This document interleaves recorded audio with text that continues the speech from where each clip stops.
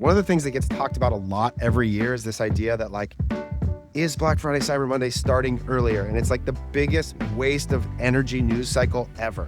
Because you can run your sale whenever the hell you want. And if you have a big email list, you can certainly affect your own revenue.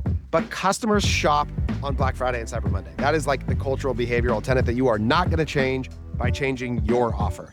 And every year we see this revenue flow in the same way.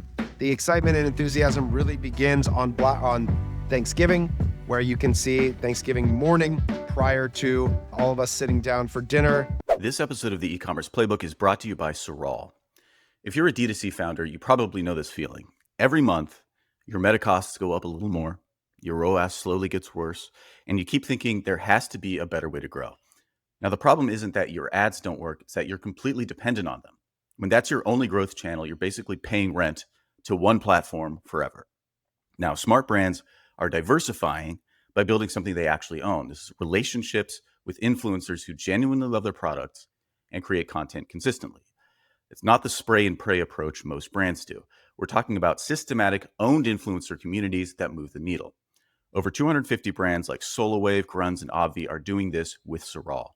Brands on Sorall are seeing median ROAS of 7.68x because they're building relationships, not just buying posts. Now, if you're ready to own more of your growth instead of renting it all out, check out getsorall.com/demo. Hello, everyone.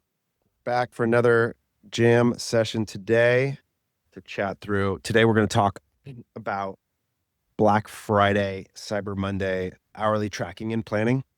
So we're going to go through a little bit about the shape of each day, how that affects how we think about planning and executing within the context of that day.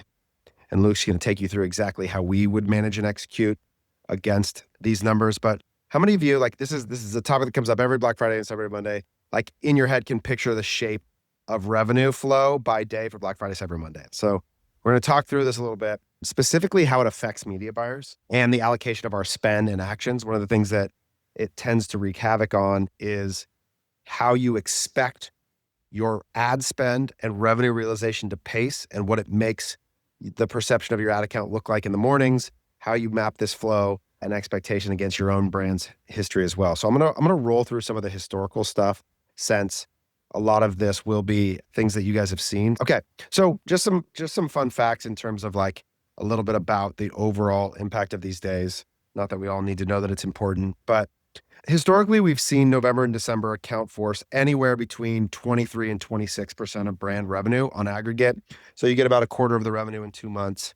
That's growing a little bit, not too much in terms of the overall percentage. The total amount of revenue that we look at is growing for sure in those periods, but the percentage always sort of stays about the same. There's about 23% of the revenue that comes from brands over the course of these 2 months. Last year was really weird because we had the weekend was basically split in half between November and December. This year, we just have one day. So we picked back up Sunday in November.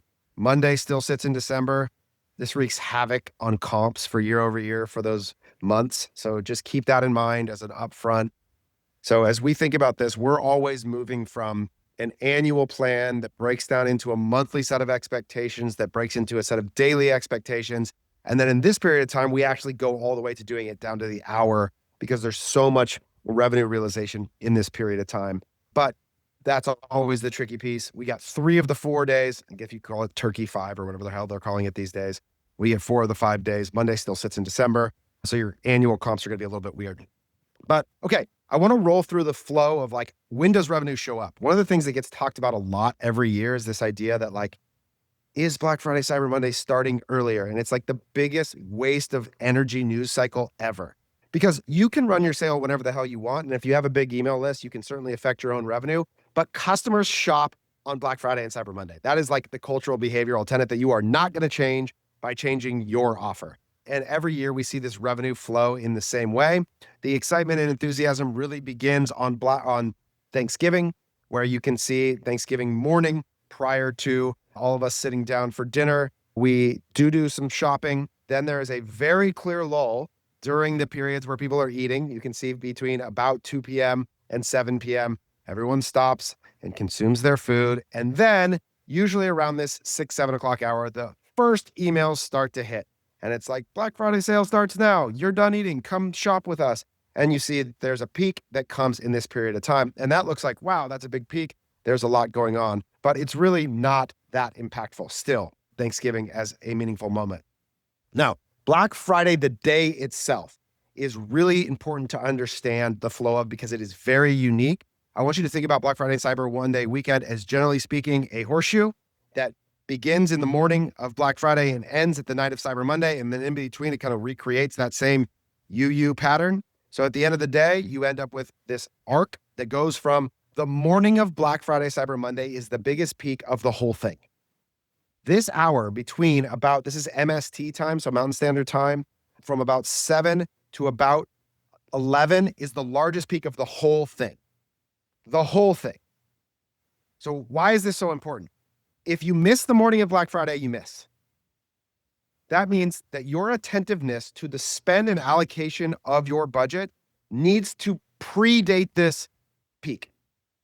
And this is one of the first things that screws people up, is that you show up and you wake up Friday morning and you've spent a shit ton of money and the efficiency looks really bad.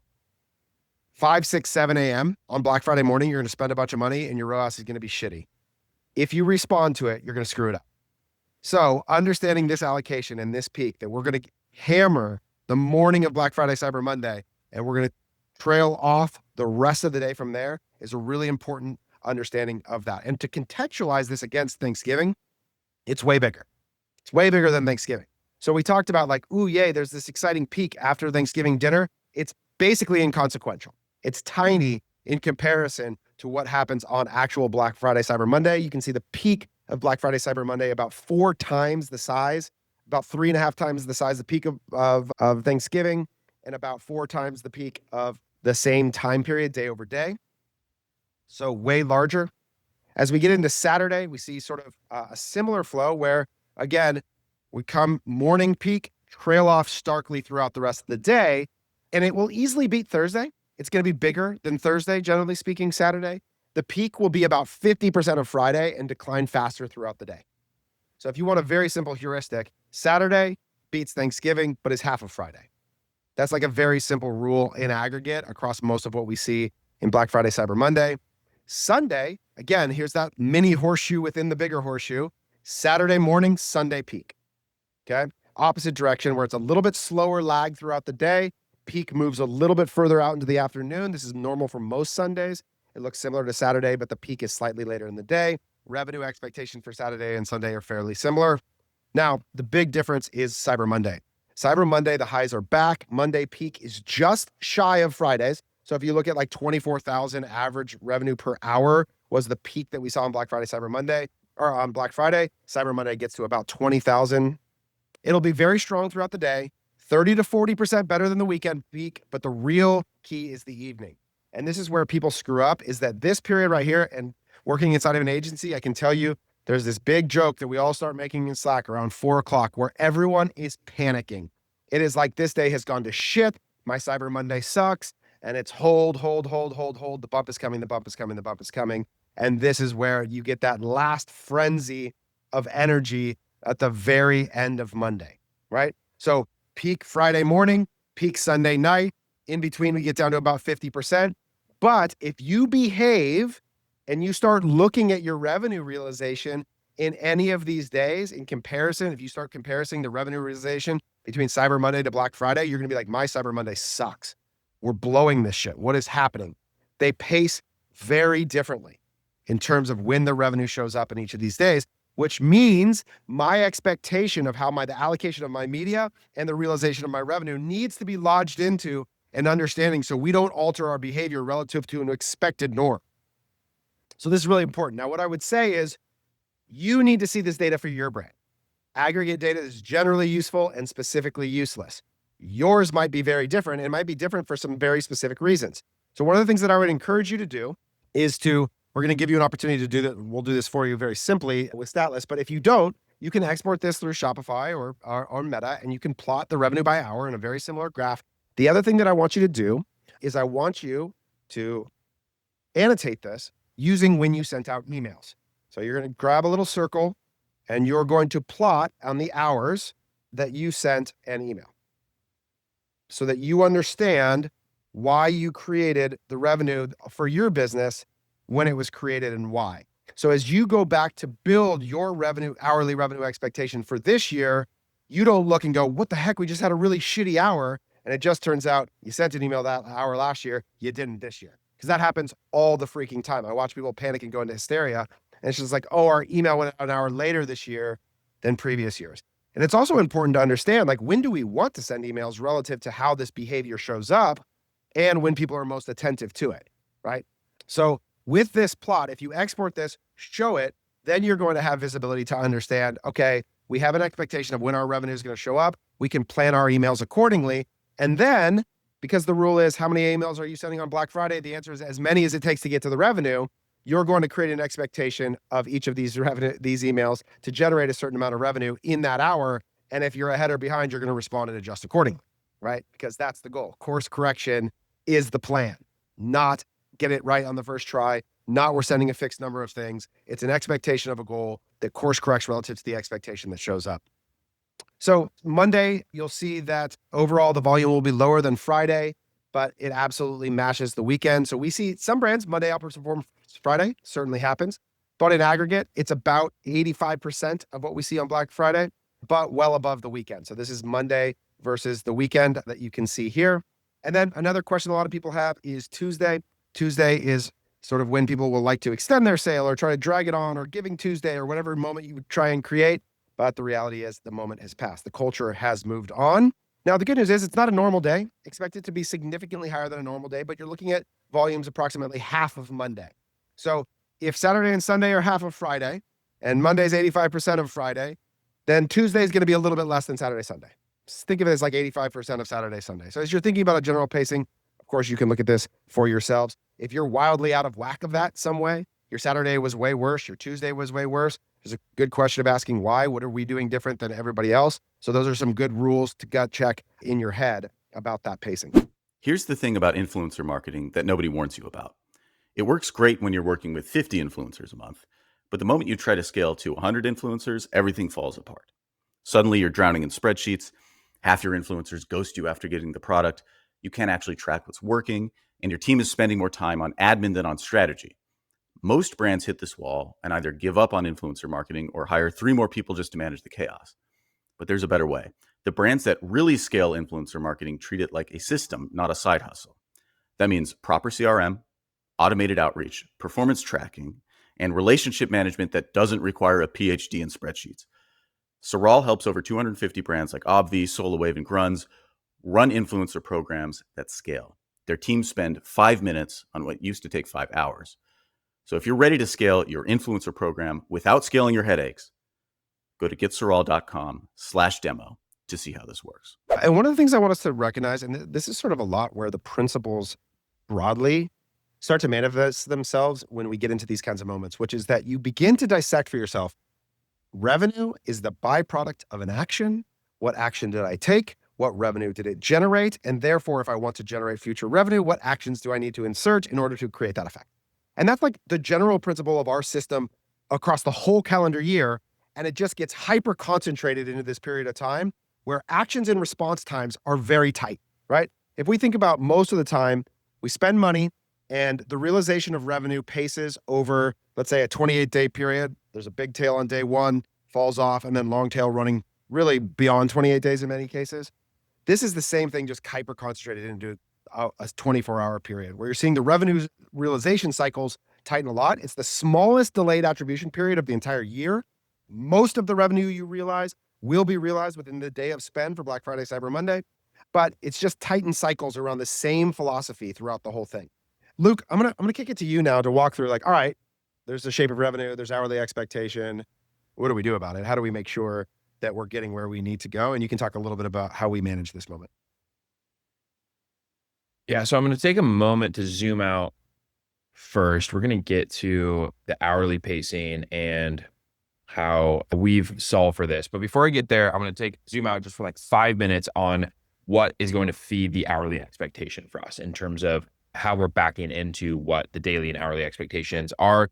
Many of you may be familiar with our spending power model or spend AMR model, but I think it's important. This came up in some of the conversation already of how we're accounting for the month as a whole. So in the spending power model or spend AMR model, we've got one of these examples up here for a brand, and it's accounting for the seasonality impact of these moments, right? To an extent where the output of the spending power model for November is spending twice as much as October at basically the same AMER efficiency, right? Because of the seasonality impact that we anticipate, right? So the spending power model is going to get us to what is the optimal total budget allocation for that point in time, accounting for the seasonality impact. And that's the starting point before we even start decomposing this down into daily or hourly targets, is the monthly expectation, taking into account the seasonality and understanding what my total budget should be for that period of time. And that's why we're able to scale up substantially into November. And in this case, about 2x the amount of spend at a very similar AMER efficiency. And December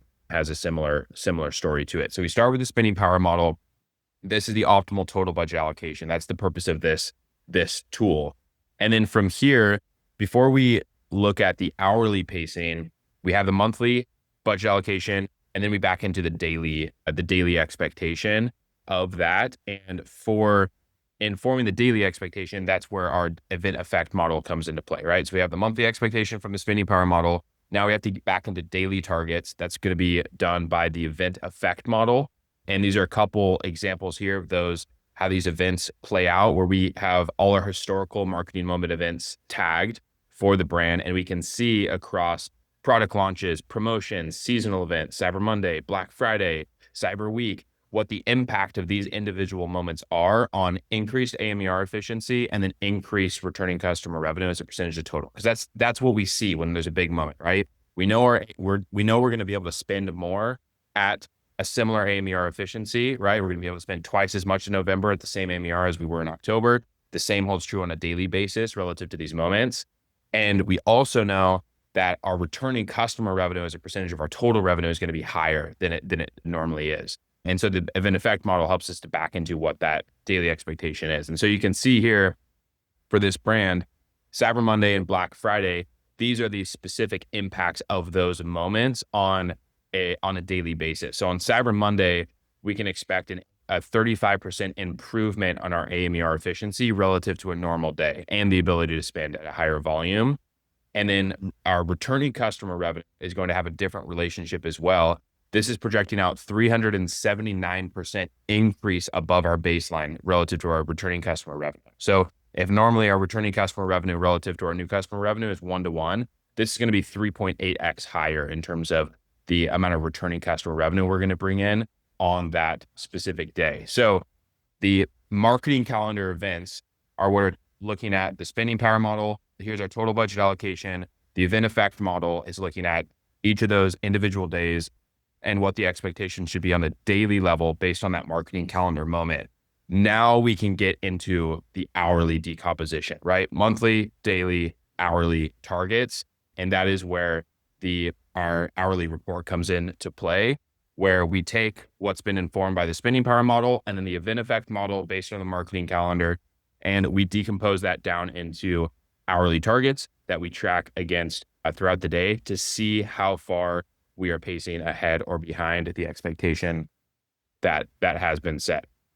So to bring up a couple points as it relates to the hourly target tracker, what we'll do in terms of setting hourly targets is we'll take that daily target that we have set, and then we'll look at how the revenue shape for this individual brand has been in historical time periods, right? So for Black Friday, what was the revenue shape for the specific brand, and then set the hourly revenue targets accordingly so that we can pace against it. So this is where these two conversations converge, right? The shape of the revenue for the brand specifically is then how the hourly targets get set, and we can track against them. So the example I have up here is Black Friday of last year. So November 29th, 2024, for this specific footwear brand is what we are looking at.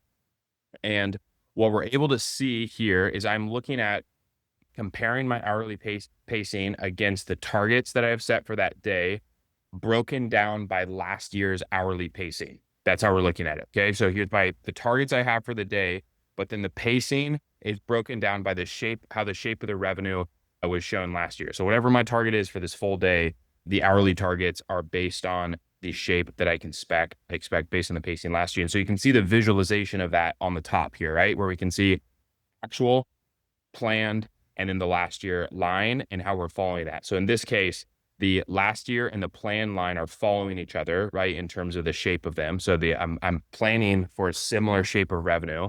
And then this dark blue, dark teal line is the actual pacing against that. So what you can see is early on in the day, we're pacing really tight, really close up to about the 4 a.m. hour. And then last year, what we started to see is the 5 and 6 a.m. hour paced ahead relative to the year prior. But then you can see the afternoon hours are then what dropped down, and we tailed off in having a similar day. And we have the hourly metrics broken down for each of the metrics: revenue, spend, new orders, the efficiency on each of the platforms, the spend volume on each of the ad platforms. And we're seeing for each hour how we're pacing a goal and can catch early on when a gap starts to surface against the expectation, and then know where we may need to course correct to get back on track. And one of the areas here for this brand last year was these hourly revenue numbers. You can see the 12, 1, 2, and 3 p.m. hours is when we started to really pace behind the expectation. Minus 17% behind the goal, minus 17, minus 15%, minus 19%, and on down the line.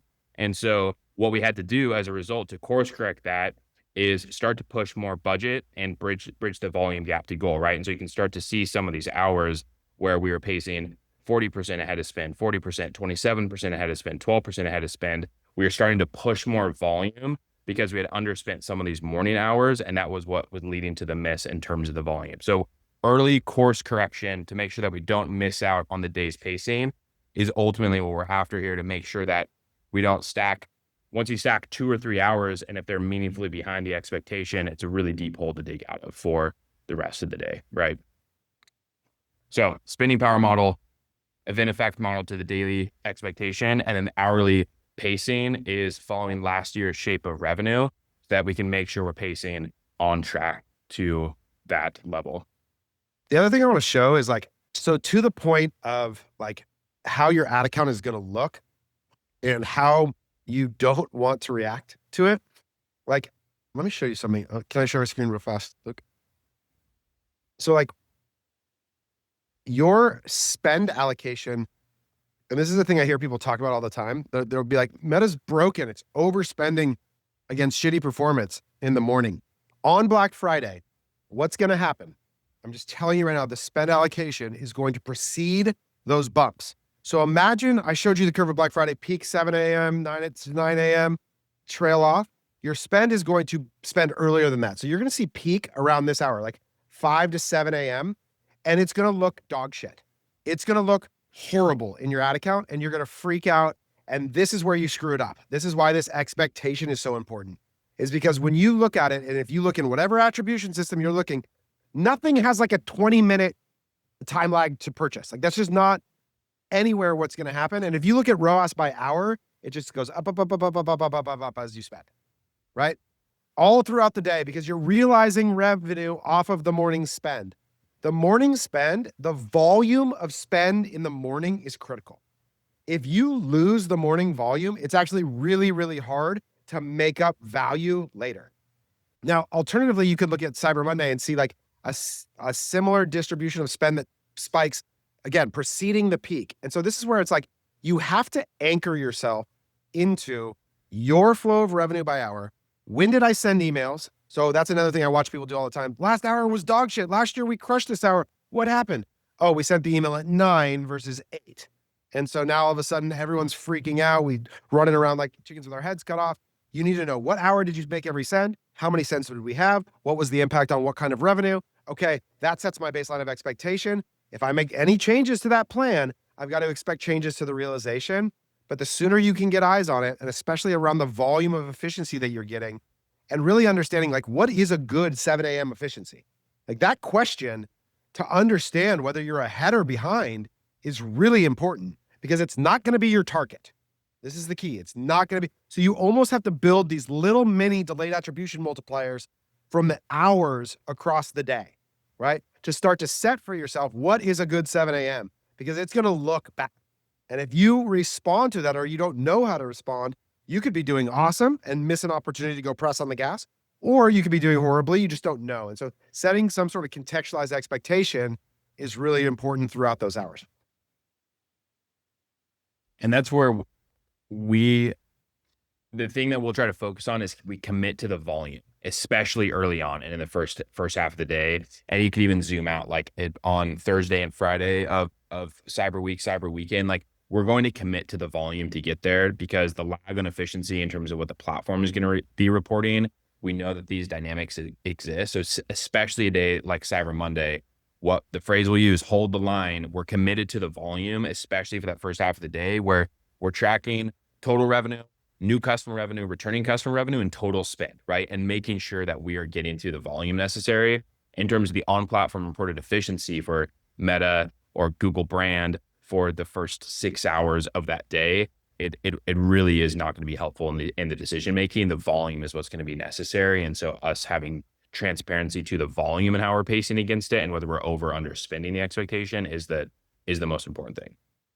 The other thing to remember is you have to think about this by channel too, which is to say that if we think about Meta as primarily demand creation in most cases, and Google is primarily demand capture. Again, I'm speaking more about search, not necessarily YouTube or sort of non-categorical PMAX, but like, then you have to think that the cycles are the same. So the revenue or the spend distribution in Google follows a lot closer to the revenue realization, because it's like the tightest, it is the very bottom of the funnel last click action in many cases for the shopping event. So you'll see the peak spend hours in Google be really tight to the revenue, whereas Meta precedes it. And so I think there's just little lags to these things, that what you expect from Google is to be a lot closer to the revenue realization, whereas Meta is going to precede it. And so if you go back and look at your spend by channel, you'll see a little microcosm of how much the lag is in the normal universe shrunk down into a single day. And so it's kind of cool to see, like, how much did my spend realization map to my revenue realization in every channel? And what does that tell me about where it is in the funnel in terms of its creation of demand versus generation of demand? The other thing that's really important is to make sure that that when you map the targets, that you obviously are using not the same Friday dates. You're obviously using the Black Friday day itself. And if you have multiple days, chart multiple days. Like, the more that you can get the broadest revenue possible, ask yourself questions about how comparable is this data? Am I running the same sale? Am I running the same emails? Do I have the same influencers posting? Whatever all the things that you're doing, the more annotation you can put on top of that shape, the more you can think about what you're doing and whether the actions are working or not. So I do think that anytime you try and model something, a model is useful in so much that the future is like the past, right? The second that's not the case in any substantial way, your behavior changes, the product mix changes, then it is more inherent or more obligatory to you to start to deconstruct what might be different and why, and then to orient around wider error bars. Like, I think that's another thing to think about when you think about what is right or what do I expect to happen. A lot of times people want that to be a number, but I think about it as a confidence interval relative to the consistency of the underlying behavior.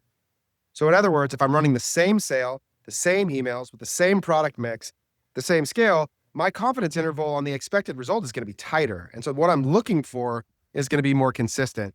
If I'm running a new set of products with a new information, then I'm going to have a wider range of expectation, and I'm going to have to orient my behavior to what do I do in all of these ranges. It requires more planning because you need to be more flexible when you're less confident. So that's another thing to think about. Like, my level of certainty underlines the breadth of my planning. The more certain I am about a result, the less backup plans I need. The less certain I am, the more backup plans I need. So that's always another thing to think about too, is does the data allow me confidence in the result? If so, okay, let's proceed. If not, then I spend probably less time trying to guess and more on contingency of what I do if I'm wrong, because I'm likely to be wrong. We spend a lot of time on modeling, and like the thing that it can distract people into thinking is that, like, we're playing a giant game of guessing M&Ms in a jar and we care about like the modeling shit. I do not care about. What I care about is, can I know how fast can I know I'm wrong so that I can fix it? And like, this is all about an exercise in execution way more than it is like my model's perfect. Like, there are infinite variables here. And so I want to just give myself visibility into, is the thing that I thought was going to happen happening? If no, what can I do about it? So we always talk about having backup emails, backup offers, backup campaigns, so that when that first email you fired off for some reason flopped for whatever reason, then all of a sudden I'm not like, well, we had 3 emails planned and one of them just was shitty. No. You have N emails planned, which is the number required to get to my revenue goal. That's your email. What we will do though on the Meta side, like to the point of creating optionality, having extra emails banked, et cetera, is have scaling campaigns for Meta built out, set up, duplicated, turned off. They're already through approval and review. Because the worst feeling is you're in the middle of Black Friday and things are firing and you would need to get something, you need to get some more spin going. And yeah, you have to default to accelerated delivery because duplicating a campaign and it's sitting in review for 2 hours during prime time. So having those campaigns sitting there, a lot of budget on them, and then likely in a nice volume format so that they can just begin delivering immediately as backup is the supplement that we'll have to get additional spend through a conversion optimized campaign.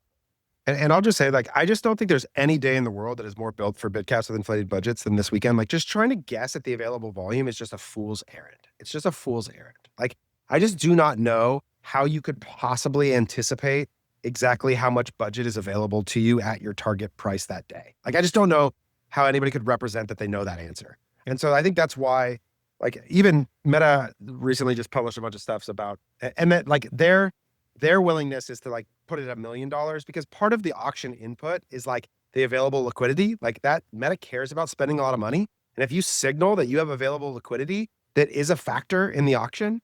So having the like $1 million bid cap inflated budget is like definitely a strategy. The thing I would just caution is that you want to know a place where you're really going to pay fucking attention is in the ad set with $1 million on a bid cap, right? So like, this is all relative to your own comfort and risk profile, but that liquidity is an input that on a day like this, Meta values for sure in terms of thinking about budgets because they want to spend the money. And if they can find a bid that works and there's lots of liquidity there, it's going to work really well. And then of course, this is what we do. Like, we're here to help you guys build this plan, model an action against it. So if building the full profit system and seeing the targets, because what you won't get if you set up Statless is you won't get the forecast. You won't see your targets expectation. You'll be able to look at it last year, no problem. If you want to be able to get down to a daily expectation of everything and get the targets included, that's the work that we actually do. Luke, anything else on your end? Nothing to add. Cool. And excited to jam. Good to have you guys. Appreciate you. Thank you all for your time.